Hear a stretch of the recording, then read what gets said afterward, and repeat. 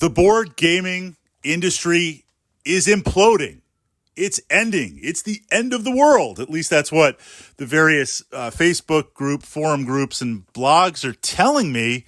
I don't know, something about tariffs, and they can't afford to pay them and pay their workers and produce any more board games.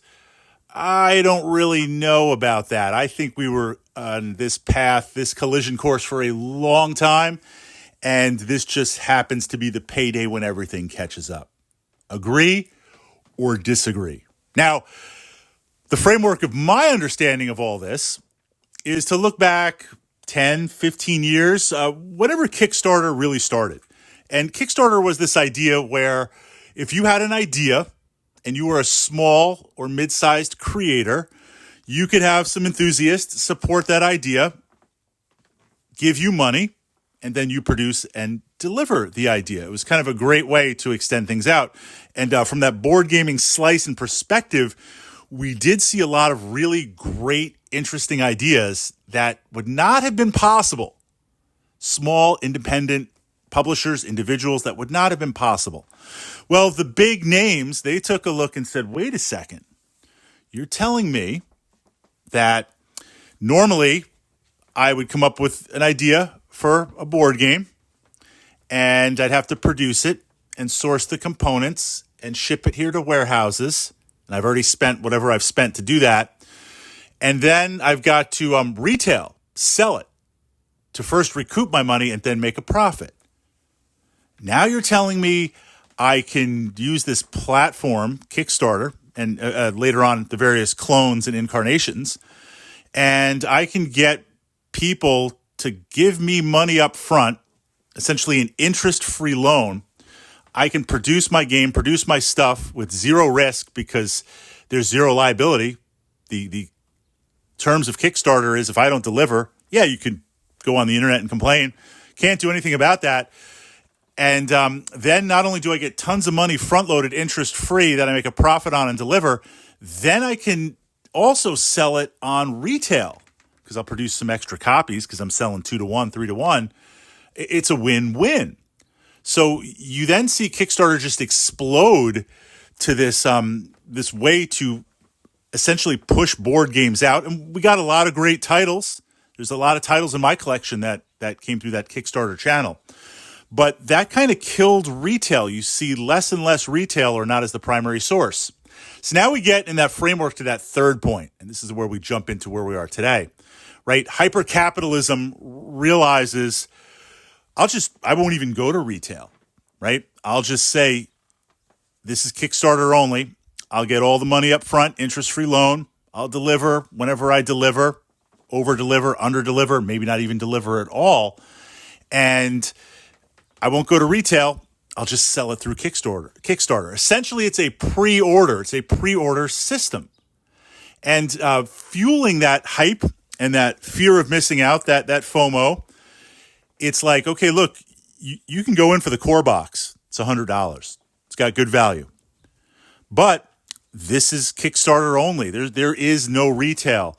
So if you think you like this game, or if it's a game in a series, and you're like, I want to pick it up, well, you better buy the X packs now. It's an extra $25. You better buy season 1, 2, and 3. You get this, you get that. Upgrade the dice, upgrade the counters. Now you're like, I'm in for like $500-$600. Oh, and the shipping, I don't even have to eat the shipping costs. I can charge you shipping. So it's not like, look, at previously retail, I had the games produced. The distributor, have to pay the shipping, move it there before I make a profit. Now I just pass that shipping cost on to you. So it was a crazy, crazy model, and everyone's jumping in. Everyone's producing stuff.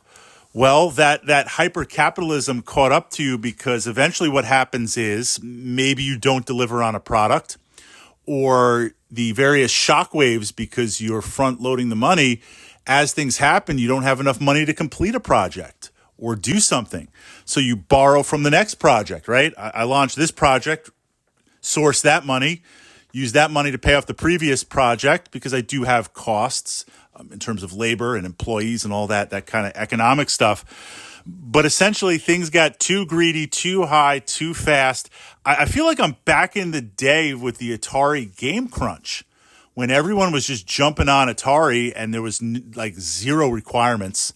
That's the one thing that Nintendo got right. Remember that Nintendo seal of quality back in the day?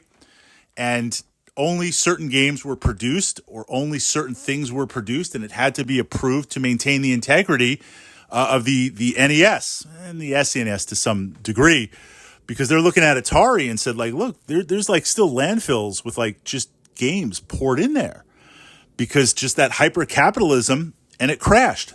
That's where we are right now. That's what's happening in the board game industry, where it's like, look, party's over. Party is over. You're going to have to go back to that traditional model of producing it, come up with a good game, solid value. You're going to have to produce it. You're going to have to push it out there to retail. And the game's going to have some staying power, some marketing power with that, because there's going to have to be interest to keep that going for some time. I won't say the board game industry is crashing, although it kind of is. It's evolving. It's going back to, at least for now, that initial retail model. I won't say Kickstarter's dead, but I think more and more people are going to really start looking at kind of that old model.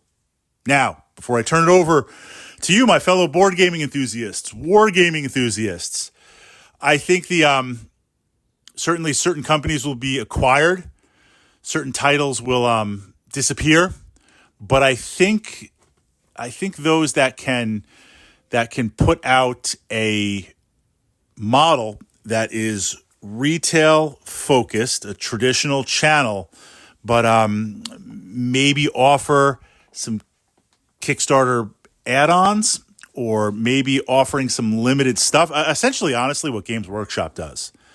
Games Workshop is all traditional retail, but their cycle of what they produce and what they offer, and the FOMO and the limited edition stuff, they've just got that down to an exact science where 40K enthusiasts, myself, I'm one of them, so I can say that. We're just trained to buy, and do that. If I was a board gaming company, I would be looking at Games Workshop, looking at their model that they've hyperized and utilizing that. End of the world, changes. I don't know, we still have our games. And certainly the board game industry is like crazy, crazy money. It's still out there, but it's going to have to evolve and change.